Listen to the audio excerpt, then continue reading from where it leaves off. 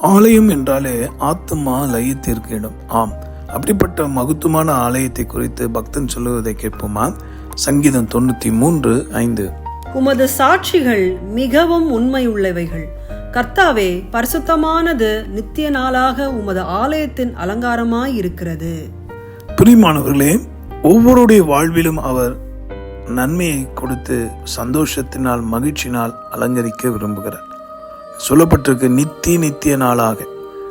இன்றைக்கு அநேக இடங்களில் வெளியே பார்க்கும்போது ஆலயத்தை அலங்காரப்படுத்தி அழகுபடுத்தி காண்பித்தாலும் இந்த சரீரமாலய ஆலயத்தை அநேகர் அலங்காரம் பண்ண விருப்பமுள்ளவர்களாக இருந்தாலும் வேதத்தில் சொல்லப்பட்டிருக்குது, ஆண்டவர் எதிர்பார்ப்பது மனிதனுக்குள்ளாக ஆத்மாவிலே காணப்பட வேண்டிய பரிசுத்தம். அதுதான் உண்மையான அலங்காரம். ஆக இந்த பரிசுத்தத்துக்காக தன்னையே பலியாய் தந்தவர், பரிசுத்த இரத்தத்தை சிந்தினவர், பரிசுத்தமாய் பிறந்து வளர்ந்து மரித்து மூன்றான உழித்தெழுந்து மீண்டு வரப்போகிற ஒரே தெய்வம் இயேசு ஒருவரே. இதை கேட்கிற அன்பர்களே, இன்று முதற்கொண்டு உங்கள் வாழ்க்கையில நித்திய நன்மைகளை அவர் தர இருக்கிறார். சந்தோஷமா அவரை நாம் எதிர்கொள்வோம். அவர் ராஜாதி ராஜாவாய் சீக்கிரமாக வர இருக்கிறார். ஆக சோர்ந்து போகாதீங்க.